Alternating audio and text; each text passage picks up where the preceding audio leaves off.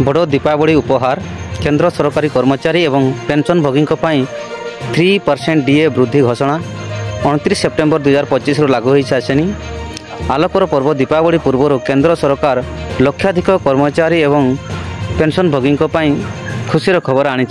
दीपावली पूर्व सरकार 3% डियरनेंस allowance DA एवं डियरनेंस रिलीफ बा डीआर वृद्धि को अनुमोदन करिछि, जहाँ एही पर्व समय आयर आवश्यक वृद्धि आनिब।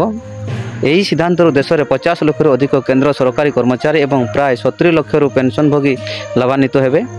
डीए 55 रु वृद्धि 58 हेबाकू कर्मचारी एवं पेंशनभोगी हाथ में अधिक टंका पहुँचब, जहाँ देश को सेवा करुवा एवं पूर्वर सेवा कर आसुथिबा लोकंक पई एक स्वागत उपहार।